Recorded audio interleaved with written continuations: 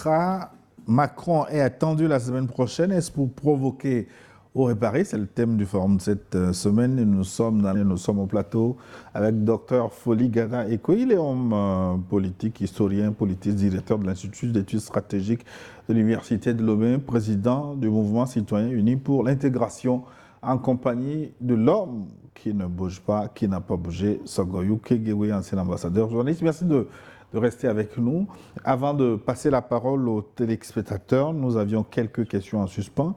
Excellence, c'est vous qui aviez la parole.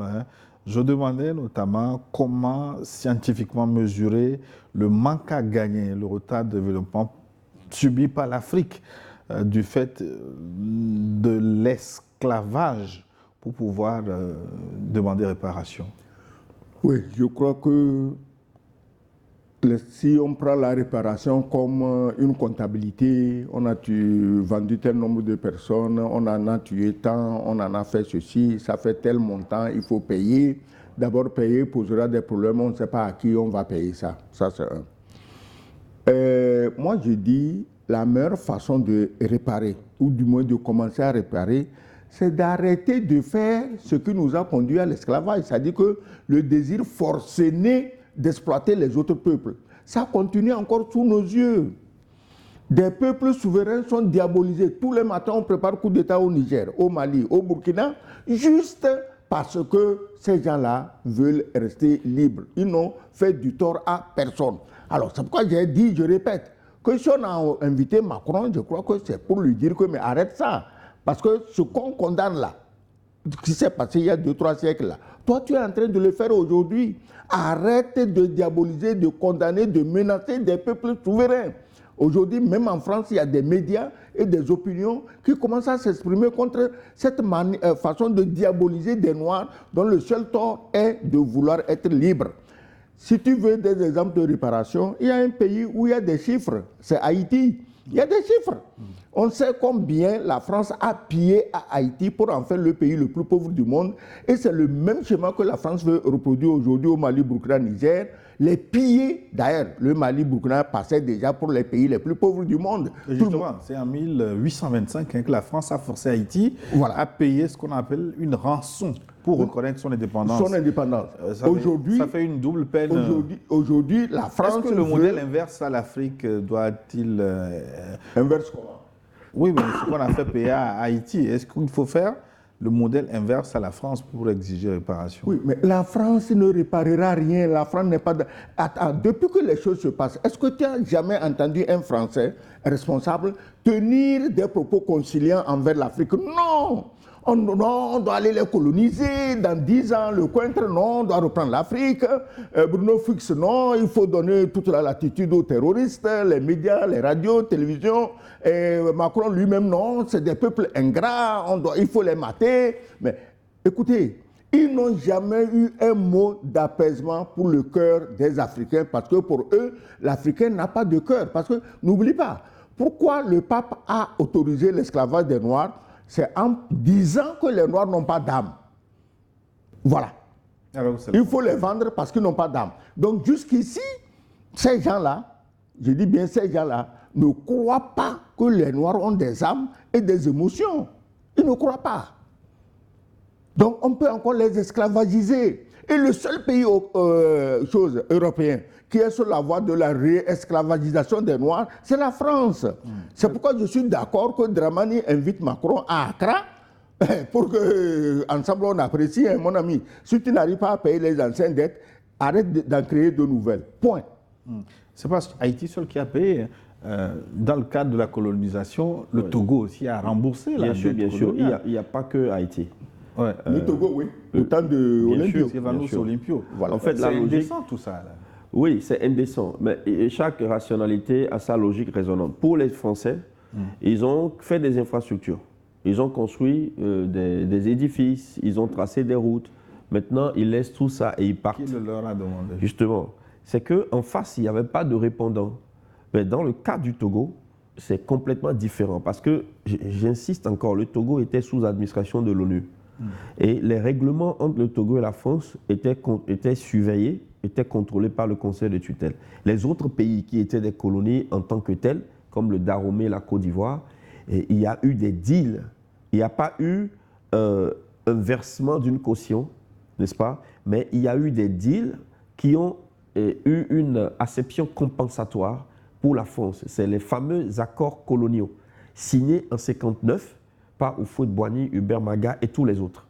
Ben, on ferme cette parenthèse. En réalité, ici, nous sommes dans une histoire cocasse où un bourreau qui a fait du mal à ses victimes voudrait que les victimes deviennent leurs propres bourreaux, que ce soit les victimes qui ont été la cause de leur propre accident.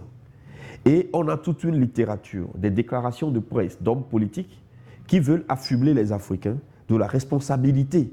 C'est toute la littérature africaniste que nous avons veut que ce soit les Africains qui aient été au cœur de ce mécanisme. Et c'est ce que l'historiographie africaine, pas africaniste, refuse et réfute.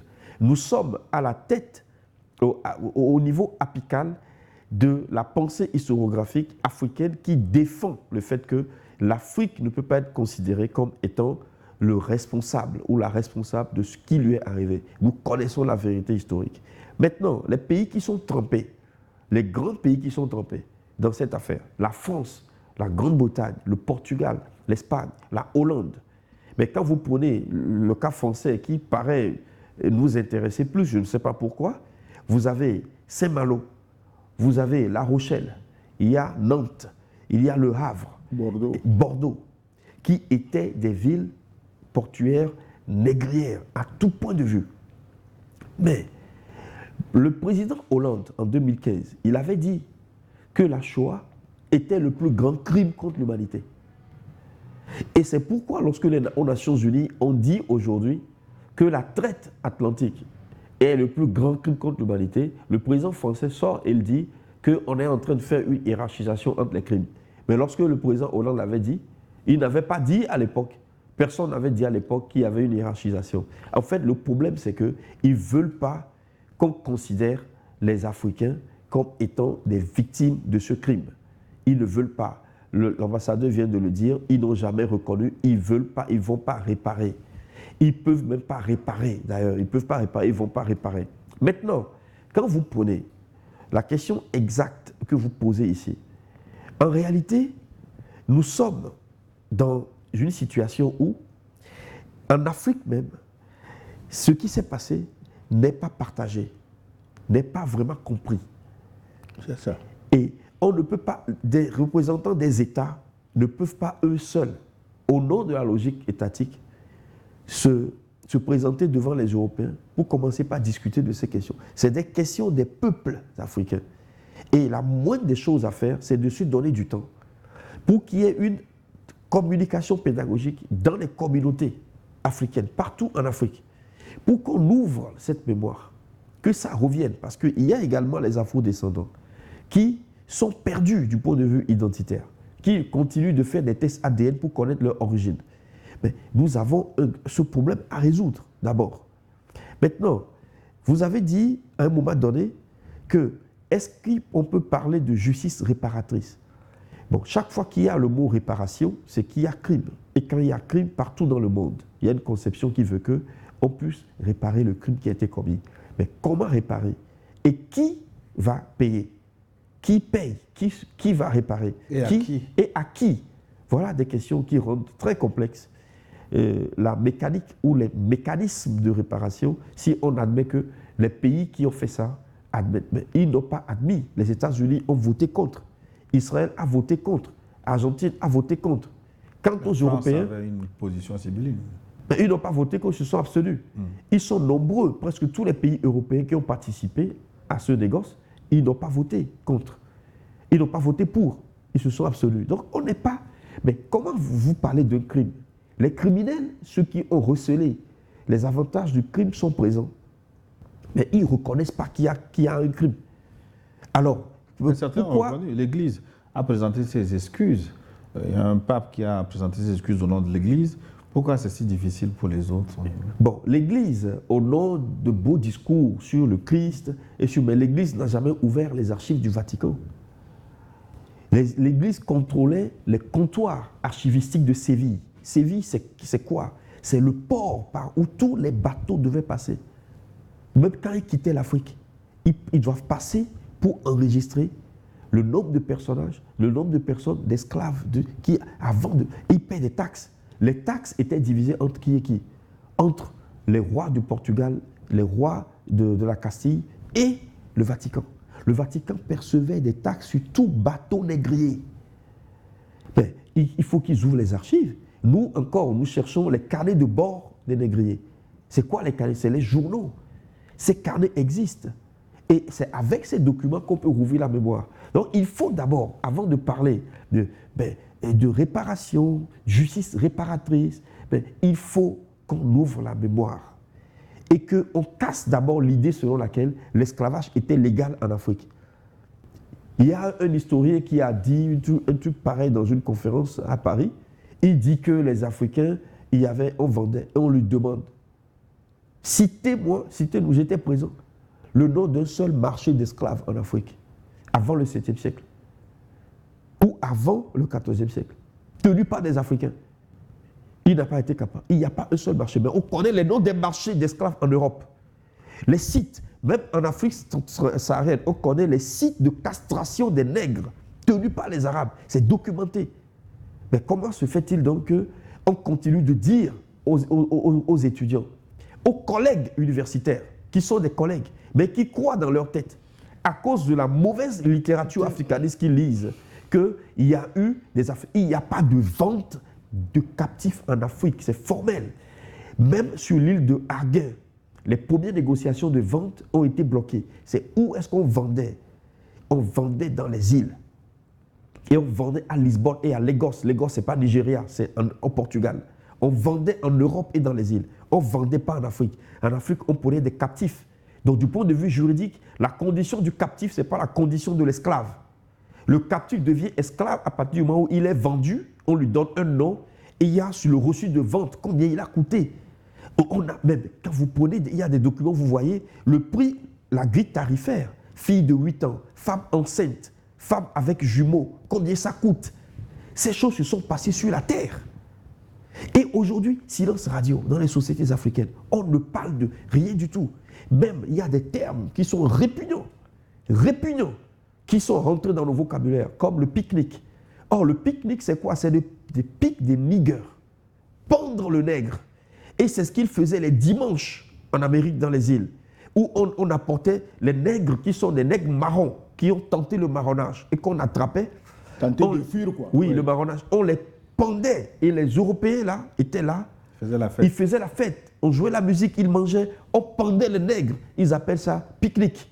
Pique des niggers.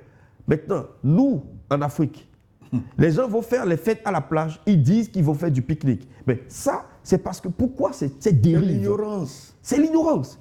Mais alors, pourquoi vous voulez qu'un peuple ignorant sur ce qui lui est arrivé exige, il demande réparation de quoi même? Même les gens qui demandent réparation, ils demandent réparation sur la base de quoi? On n'a pas documenté les faits. On n'a pas ouvert. Qui sont les responsables? Vous savez qui sont les responsables? Vous savez qui sont les responsables? C'est les monarchies juives d'Europe. On a les noms. Si on nous donnait la possibilité d'ouvrir ces dossiers, on a les noms, les monarchies, les gens qui ont fait, les cardinaux qui ont fait, les personnes, les Montesquieu, ceux qu'on appelle les encyclopédistes, ceux qui ont fait le fameux siècle des Lumières. Ils sont tous. Voltaire, il était actionnaire de la société des Indes. Ils sont tous mais la plupart, ce sont des Juifs. C'est eux qui ont fait ça. Et ils ne veulent pas qu'on en parle. Maintenant, il faut que les Africains d'aujourd'hui, d'abord, rentrent dans la documentation pour qu'ils sachent ce qui est arrivé. Et même les gouvernements, les conseillers dans les ministères, dans les présidences, la plupart ne s'intéressent pas à ces questions. Mais il faut qu'ils se documentent d'abord sur ces questions, qu'ils lisent, qu'on les forme pour qu'ils comprennent. Et une fois qu'ils ont compris ce que c'est, ils auront la charge mentale, morale, éthique et politique juste pour affronter le phénomène. Sinon, mais les gens, j'ai vu dans des ministères des gens qui se précipitent parce qu'on parle d'argent. Mais comment vous n'avez pas de monnaie, vous pensez à une indemnisation financière? Mais vous voulez qu'on vous imprime des billets à zéro coût? Dans quelle monnaie vous voulez qu'on vous paye? En dollars? en euros ou dans le cas CFA. Le CFA qu'on retrouve dans des mallettes, dans les voitures des terroristes, parce que les CFA sont imprimés là où tout le monde sait. Mais dans quelle monnaie voulez-vous qu'on vous paye? Mais c'est le plus gros piège à con dans lequel les nègres vont tomber encore une fois en demandant de l'argent aujourd'hui quand vous n'avez pas encore de souveraineté monétaire. Mais il faut attendre lorsque vous aurez une monnaie. Et que ces gens, alors vous pouvez demander qu'on vous paye en argent parce qu'ils vont devoir chercher votre monnaie. Et alors l'indemnisation sera salée, cela sera vrai. Hein? C'est pas dans les courriers, les histoires de courriers de troc là. On a vu, on avait des monnaies, on a des monnaies. C'est aujourd'hui, on nous impose de ne pas avoir de monnaie. Hein? L'empire, ce qu'on appelait l'empire du Ghana, qui n'est pas un empire, qui est un État fédéral. L'État fédéral, l'État pharaonique fédéral, mis en place par les Soninké, à Ouagadougou. Ouagadougou qui veut dire le royaume des hommes nobles. Ce qui montre que nos ancêtres ne se considéraient pas comme des esclaves. Ils ont la monnaie. C'est des pépites d'or. Hein, ce qu'on appelle le Mitkal. Et il y a le Mali avec sa monnaie. Maintenant, aujourd'hui, l'Afrique ne s'est pas encore retrouvée. Maintenant, on parle de... Ils vont vous rembourser en quoi? Comment peuvent-ils nous rembourser? En monnaie de singe. Et d'ailleurs, ceux qui se sont battus pour que les abolitionnismes arrivent de fait, on ne les a pas encore célébrés. Les résistances, on vous parle des palmarès. Ils ont formé un État de 100 ans dans la forêt brésilienne. Jamais découvert un État d'esclaves marrons pendant 100 ans. Jamais découvert par les Européens, les Espagnols, les Portugais. Dans la forêt. Et la résistance de Haïti, la grande cérémonie de ce qu'on appelle le Bocaïmon, qui a donné lieu à l'indépendance du premier État nègre qu'on n'a jamais pardonné, que les Européens n'ont jamais pardonné. Mais il y a toute une histoire foisonnante. Il faut qu'on fasse cette histoire d'abord. Et on doit faire cette histoire dans les écoles primaires. Dans les écoles, dans les collèges, il faut brûler les livres où on parle de commerce triangulaire. Il faut bannir ces termes. Et les gens ont peur. Vous avez peur de quoi? Vous avez peur de quoi? Il faut dire la vérité. Et n'oublions jamais, la vérité seule libère. Parce que dans la vérité, il y a la lumière. On ne peut pas avoir peur de dire la vérité. Et il faut enseigner ça dans les ateliers de mécanique, dans les ateliers de couturière, dans les marchés, partout, pour que la conscience africaine soit imprégnée de ce que nous avons traversé. Et qu'il faut qu'on connaisse l'histoire. Et une fois qu'on aura connu l'histoire, on va s'asseoir maintenant avec ceux qui se sont prétendus les donneurs de leçons en droit de l'homme, mais qui malheureusement sont sortis de l'humanité en déshumanisant le premier homme que la nature a fait, l'attitude d'Ondurman, l'homme nègre, le père de tout ce qui existe comme être humain sur terre. Gilles, tous les pays du monde devaient parler des droits de l'homme, sauf la France. Tous les pays devaient parler des droits de l'homme, sauf la France. Tu prends Haïti et tu prends aujourd'hui ce qu'elle est en train de faire. C'est-à-dire que la France veut rééditer dans le Sahel ce qu'elle a fait à Haïti. Et les gens ne disent rien. Et il y a des nègres qui les suivent. Comment tu peux comprendre ça? Mais alors que tous les noirs sont dans le collimateur. Un noir est un noir. Quand on te voit noir, on ne demande pas si tu es togolais, ivoirien, béninois, nigérian, burkinabé. Non, un noir, c'est un noir. Tu as vu comment on a traité les noirs au mondial aux États-Unis? Comment on a fouillé des footballeurs sénégalais? Tu t'imagines? Le Sénégal, quand même, c'est un pays connu. Ils cherchaient les gris, ils ont peur. Bon. Et le pauvre arbitre somalien qu'on a chassé comme un malfrat, c'est vrai qu'eux, là-bas en Somalie, un type comme lui, il ne respecte pas les Noirs. Hein. Mais il a compris, aujourd'hui, on lui a dit aux États-Unis qu'il était un Africain, qu'il était un Noir et qu'il doit retrouver dans sa Somalie. Donc, il faut que l'Africain se réveille. Il n'est pas normal que des Africains s'associent aux Blancs pour exterminer d'autres Africains. Mais est-ce que l'Africain est capable de se réveiller? On pose la question parce que quand on connaît l'histoire de l'esclavage aujourd'hui, mais c'est l'Africain qui paye cher, qui joue à la loterie pour se déporter. Il paye cher, Gilles, parce qu'il ne veut rien connaître. Il faut apprendre aux gens à lire. Le soir, une bière, un match de foot, et il termine lui-même son match dans son lit, c'est le propre de l'Africain. Après, à part ça, il ne réfléchit pas, il ne lit rien, il ne se cultive pas. Il faut qu'il y ait une prise de conscience. Ici, ce thème interpelle les élites. Il n'interpelle pas directement l'Africain citoyen de la populace. Parce que tout peuple est constitué au moins d'une élite, d'une classe moyenne et de la populace. Mais les réactions que nous voulons que la populace ait, elle ne peut pas les avoir si on ne lui a pas inséré dans sa conscience, dans sa conscience, les conditions. Il faut que l'État, ici, c'est une question de société. Il faut que l'État, les ministères qui s'occupent de l'éducation, quand je parle de l'éducation, je ne parle pas que de l'instruction, les mathématiques, les physiques, non, l'éducation. Les instances qui s'occupent, ces instances qui doivent se mobiliser pour transmettre aux populations la meilleure conscience qu'on doit avoir des phénomènes qui nous environnent. Certains osent de temps en temps, comme le ministre Doucet qui parle de la carte de l'Afrique qu'il faut revoir. Moi, je pense qu'il faut aller au-delà, poser les vrais problèmes de fond. Hein. Bon, chacun fait ce qu'il peut avec les moyens qu'il a. Si déjà on peut réformer la carte de l'Afrique, si déjà on peut réformer le système éducatif, toutes ces initiatives, en se fédérant, peuvent créer un mouvement cumulatif positif. Mais ce qui est certain, on ne peut pas attendre des Africains une bonne réaction s'ils ne sont pas informés. Ouais. On va passer aux téléspectateurs avec Richard Assinam Tagba qui est de retour de Lomé Djidjolé. Après plusieurs émissions ratées, dit-il. Bonjour très cher Gilles, le pragmatique journaliste, le modérateur méticuleux, merci pour les compliments. Je salue le Baobab, les Nambovibles, l'ambassadeur Kegewe, l'autre invité de notre messe dominicale. Je pense qu'on va changer de concept après avoir écouté ce qu'on a écouté là. Pas plus de messe. Docteur Foli Gada Ekwe. De mon analyse, la visite d'Emmanuel Macron à Accra intervient dans un contexte particulier où le Ghana est devenu l'un des principaux porte-voix africains de la justice réparatrice liée à l'esclavage et à la colonisation. En acceptant de participer à cette conférence, le président français semble vouloir ouvrir un dialogue sur les responsabilités historiques de la France et sur les attentes africaines en matière de réparation. Il s'agit, on peut le dire, surtout d'une démarche diplomatique destinée à restaurer l'influence française en Afrique après plusieurs années de tensions avec certains pays du continent. Il y a toutefois une question à l'endroit de nos analystes sur le plateau. Je souhaite notamment avoir le point de vue de mon grand frère, l'ambassadeur Kegewe. L'Afrique doit-elle considérer la venue de Macron à Accra comme le début d'une réparation historique ou comme une nouvelle stratégie d'influence que la France tente d'instaurer sur le continent? Veut-elle étendre cette influence sur les pays africains anglophones? Rapidement, Excellence. Quoi?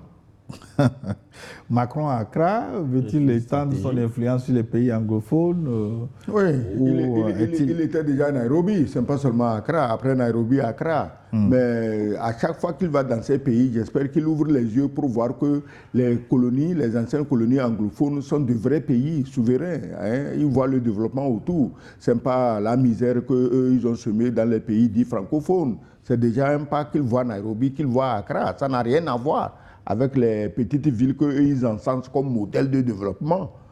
Hein? Alors, la suite, nous allons en Allemagne. Cette fois-ci, c'est Arthur Ouedraogo de Hambourg. Mes salutations vont directement à M. Gilles Bocol, meilleur journaliste et modérateur du continent. Merci pour les compliments aux éminents analystes géopolitiques, Dr Foli, et sans oublier notre Baba Papa, Sokoyou Kegewe. Vous êtes les meilleurs et soyez richement bénis.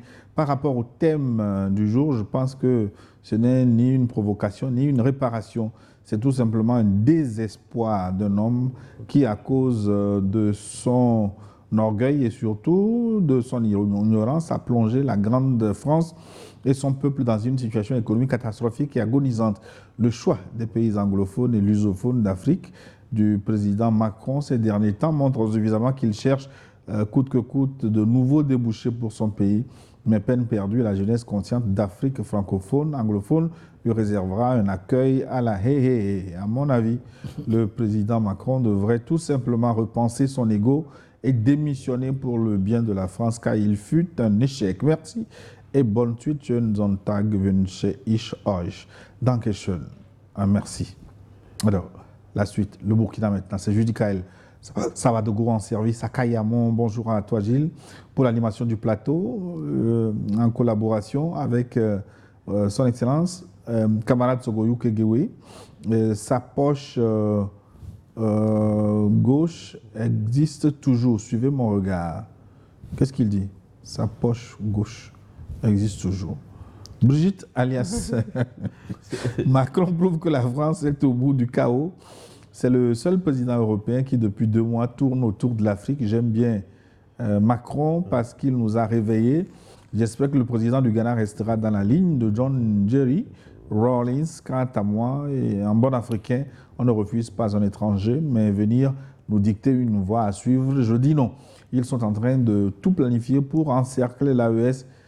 Peine perdue, un panafricaniste fabriqué. Je suis désolé. Tu refuses de condamner l'esclavage. Que veux-tu venir dire aux Ghanéens qui ont porté le projet? Continuons l'éveil des consciences à bas tous les nègres qui pensent que l'avenir, c'est l'aide de l'Occident. Pouvoir au peuple avant pour la décolonisation mentale, en avant pour la décolonisation mentale, en avant pour la déconstruction mentale, la patrie ou la mort nous vaincront. J'aurais aimé un vote en Afrique entre Alassane Ouattara et Ibrahim Traoré du Burkina Faso. Bon, c'est son point de vue. La Côte d'Ivoire maintenant. C'est Koto Ougou qui nous écrit le Boaké en Côte d'Ivoire. Bonjour papa. Kegewe, docteur Folie, Ekwe, le journaliste Gilles Maoué Namboko. Macron à Accra, ce n'est pas une provocation, c'est seulement la perte de son précaré. Il ne va que dans les pays anglophones parce qu'il est vomi par tous les pays francophones. Or, ce n'est que le début. Il va lire l'heure. Dans tous les cas, l'AES avance et avancera toujours.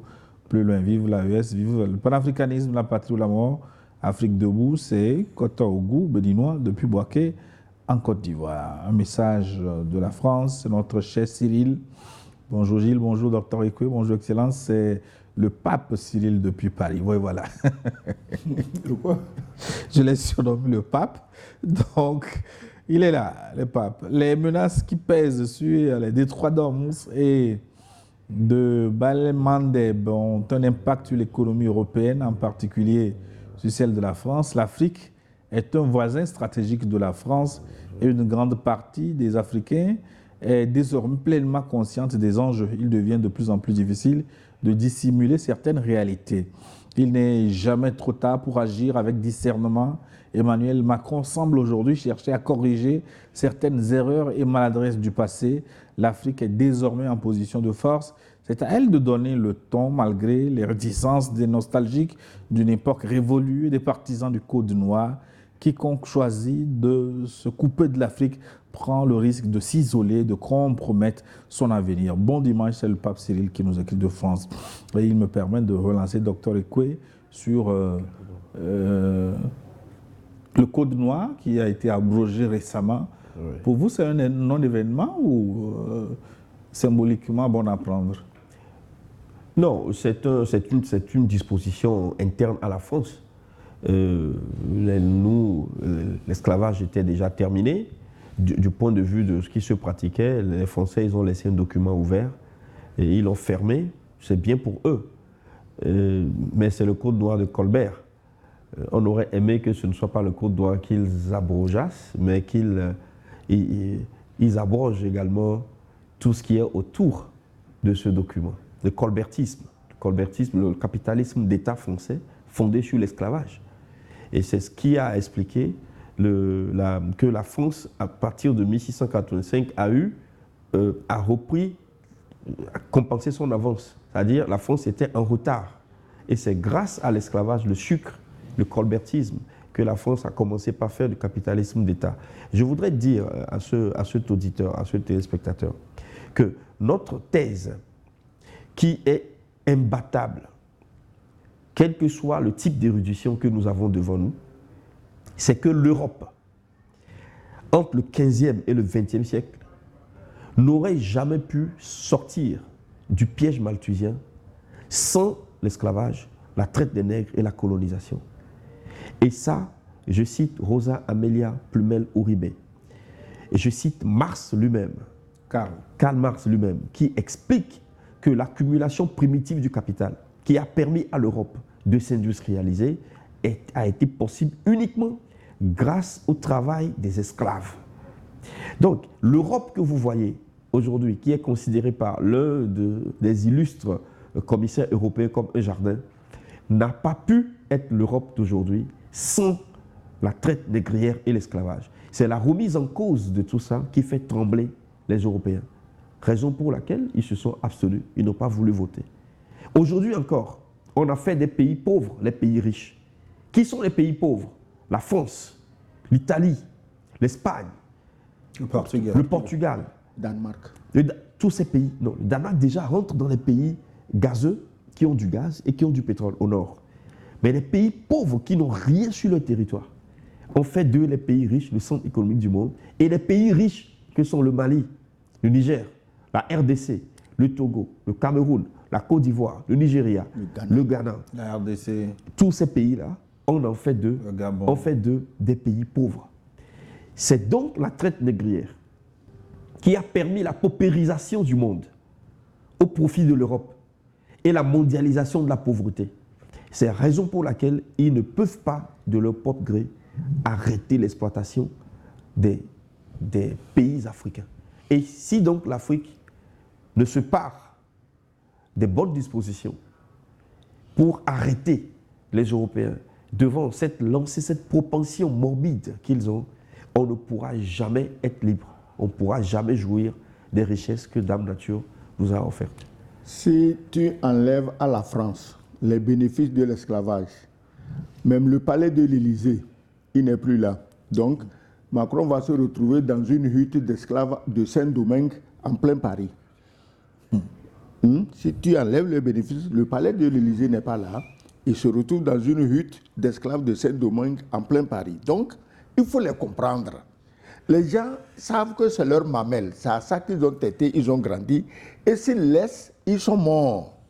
La seule chose que nous demandons, c'est de laisser de côté l'arrogance, de devenir des êtres humains normaux, de venir discuter avec les Africains. Les Africains aussi ont besoin de s'enrichir, de venir discuter avec eux et faire des affaires gagnant-gagnant. C'est tout. On n'a pas demandé de miracle à quelqu'un, mais la seule idée pour la France de discuter avec des Noirs est impossible. Bonjour voilà. Gilles, meilleur justicier du plateau. Bonjour mon frère Folie Ekwe, son excellence Ogoyo Kegewe, le doyen qui sait où et comment frapper pour faire mal et réveiller les consciences. Les historiens doivent réécrire notre histoire et cesser d'enseigner les faussetés à nos enfants. Pour le thème du jour, je voudrais vous demander si quelqu'un a une fois suivi le comportement d'un épervier affamé à la tombée de la nuit dans une campagne. Les cris des gens ne lui disent plus rien. Il peut même rentrer dans le poulailler pour attraper sa proie. C'est très honteux pour les dirigeants africains. J'ai l'impression que ce projet porté à la tribune des Nations Unies par le Ghana était monté de toutes pièces par la France pour nous enfumer. Pourquoi c'est le bourreau de l'Afrique qui va venir monter au juge et à la victime? Quelle peine lui appliquer? Si c'était le Togo, les gens diraient qu'il y a double jeu. L'AES doit rester vigilante et doubler le contrôle au niveau de leurs frontières. Bonne émission. C'est Kolani Joachim depuis le Canada.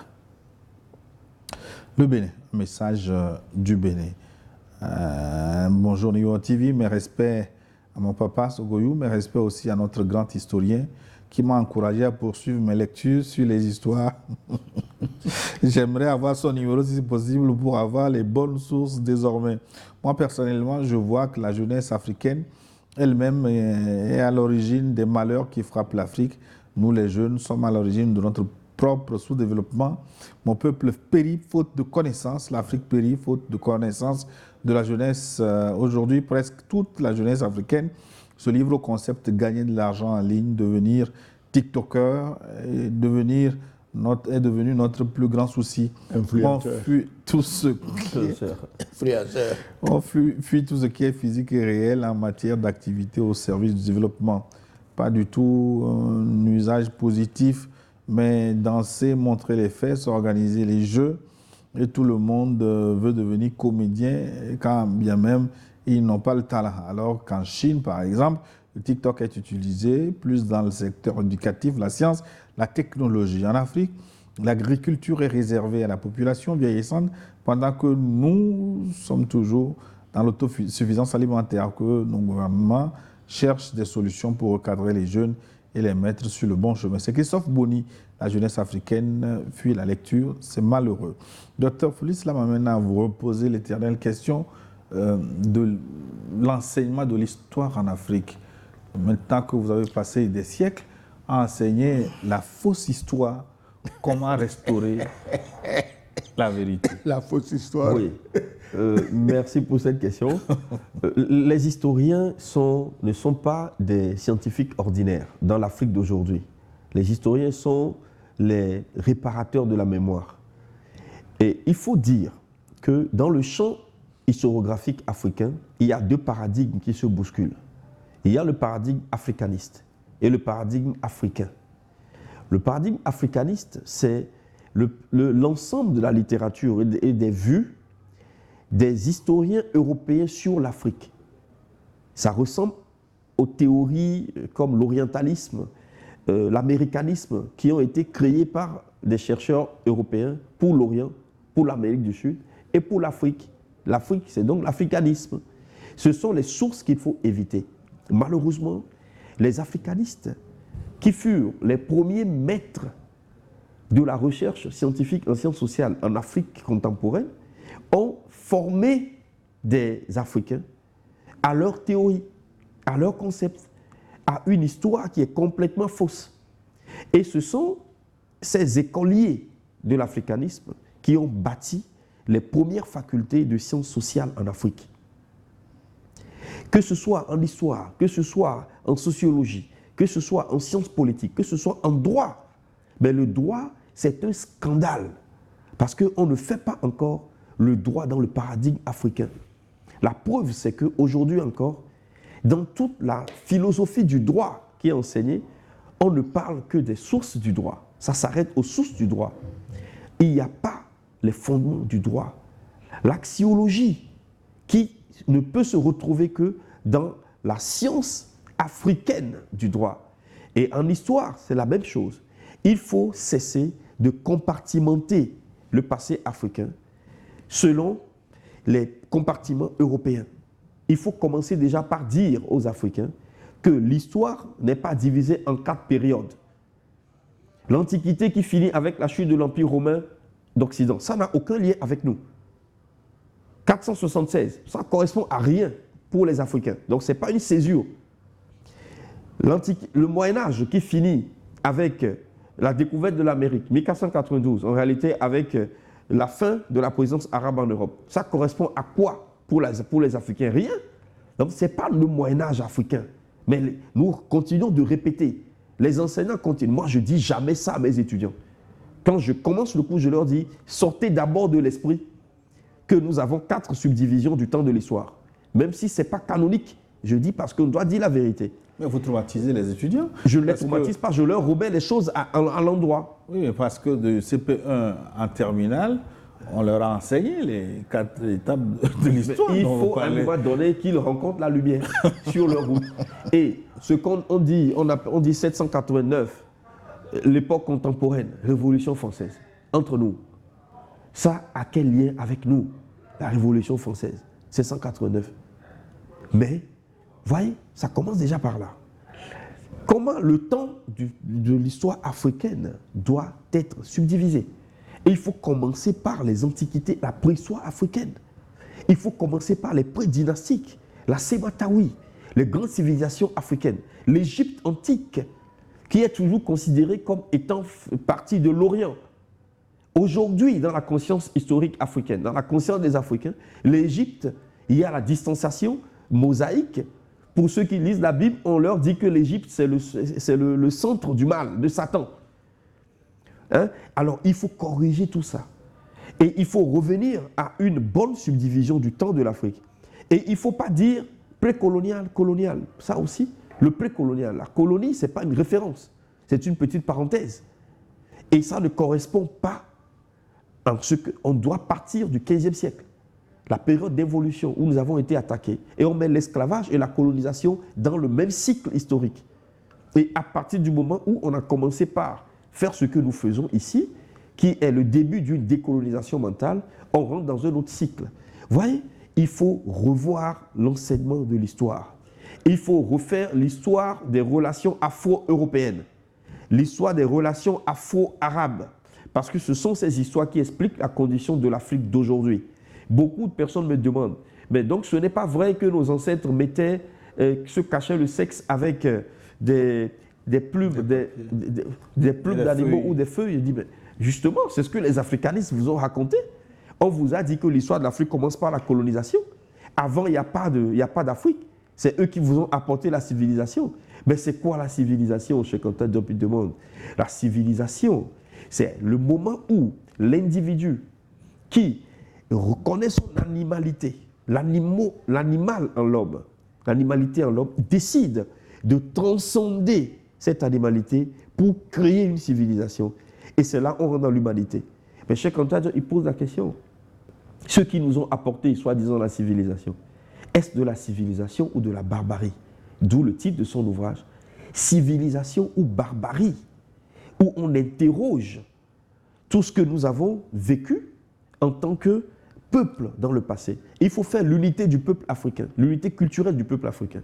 Pour terminer, je vais peut-être dire, pour citer encore Cheikh Anta Diop, qui nous dit que les études africaines ne sortiront du cercle vicieux où elles se meuvent qu'en se réorientant vers la vallée du Nil. C'est-à-dire, pour retrouver tout le sens et la fertilité de nos études, on se réoriente vers la vallée du Nil. Et l'égyptologie ne sortira de sa sclérose séculaire, de l'hermétisme des tests, que du jour où elle aura le courage de faire exploser la vanne qui l'isole doctrinalement du monde vivifiant que représente du secte vivifiant que représente pour elle, le monde nègre. Et il dit, autant un occidental, en lisant un texte de Caton, ressent l'écho de l'âme de ses ancêtres, autant la psychologie et la culture révélées par les textes égyptiens s'identifient à l'identité et à la culture nègre. Antériorité des civilisations, Cheikh Anta Diop. Tu sais, le chantier est vaste. L'histoire, la géographie, la médecine, la science, il y a quelque chose. Tout est à refaire. Hein? L'Africain ne veut pas connaître. D'ailleurs, c'est ça qui a fait de lui le plus grand consommateur de religion. Parce que dans la religion, on ne t'apprend pas à connaître, on t'apprend à croire. C'est ça qui a fait de l'Africain le plus grand religieux du monde. Ça, c'est un. De deux, nous disons tout ce que nous voulons des Blancs et des Français, mais va en France. Chaque année, c'est des dizaines de livres qui sortent.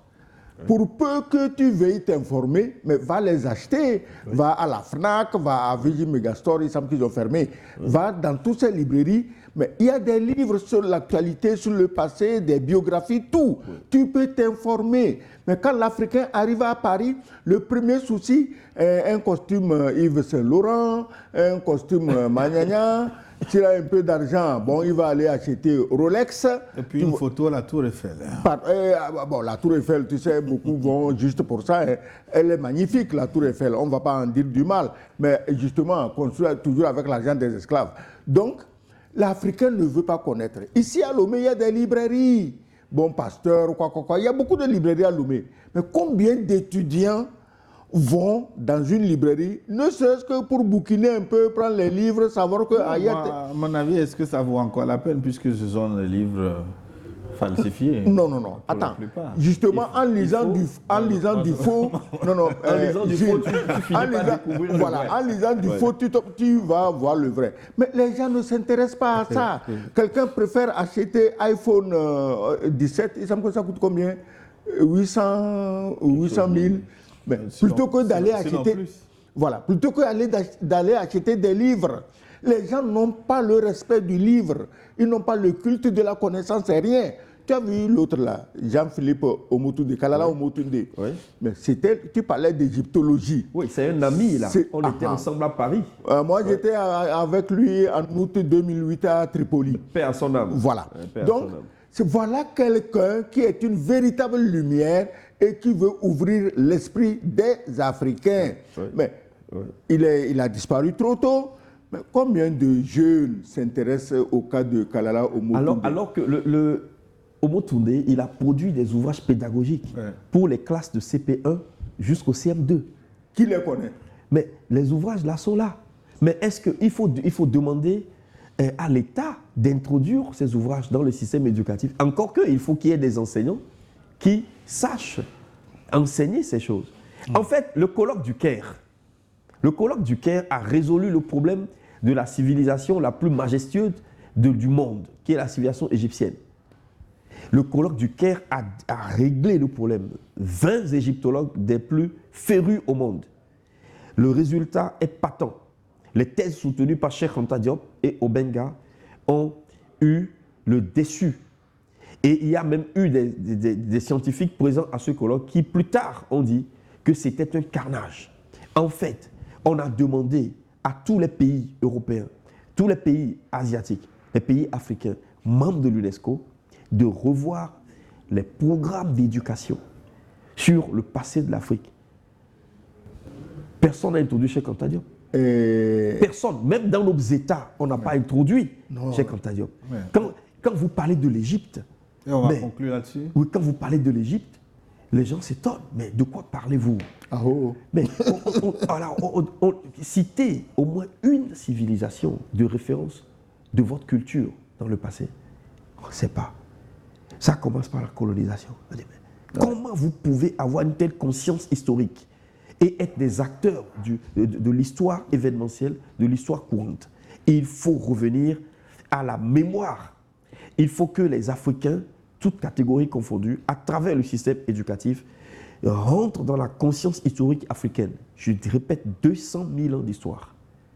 L'Égypte, la Nubie, les grands lacs, les grands États, et quand vous découvrez ces États, vous allez comprendre pourquoi tous les systèmes politiques africains sont d'essence fédérale. L'unitarisme est une erreur.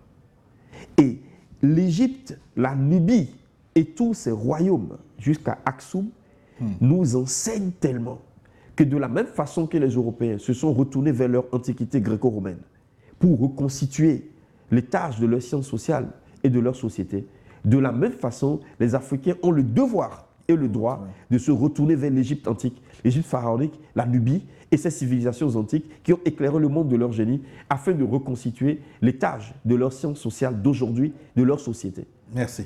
Docteur Gada Folie Ekwe. Excellence, 1 minute pour conclure. Comment 1 minute? Non, je crois qu'on a largement débattu des problématiques et il est temps de dire à tous les Africains, surtout aux jeunes, que seule la connaissance peut vous libérer, ce n'est pas la croyance. La croyance ne vous libère de rien. D'ailleurs, les prophètes des religions n'étaient même pas venus pour apprendre la croyance. Ils sont venus pour apprendre la connaissance. Donc, il faut faire attention et vous dire que seule la connaissance peut libérer l'Afrique.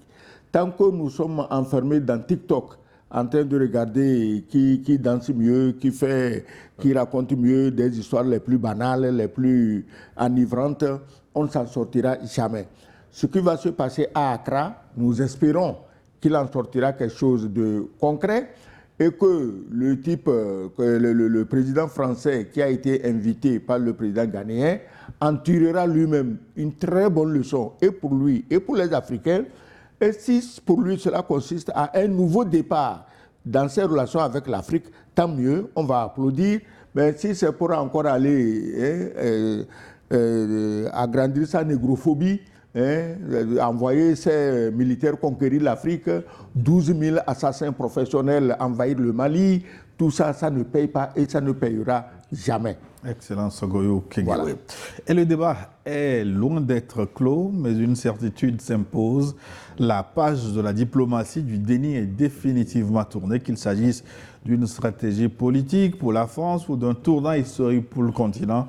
La présence d'Emmanuel Macron à Accra prouve que l'Afrique impose désormais son agenda mémoriel au reste du monde face au commerce, face à la traite des esclaves et à ses séquelles. La réparation ne sera pas seulement financière, elle sera d'abord politique et culturelle, portée par un panafricanisme qui ne demande plus l'aumône, mais exige la justice. Merci à nos invités pour leur disponibilité, à nos techniciens, merci à vous de nous avoir suivis. Très bonne fin de soirée sur notre antenne et à la semaine prochaine pour un nouveau thème.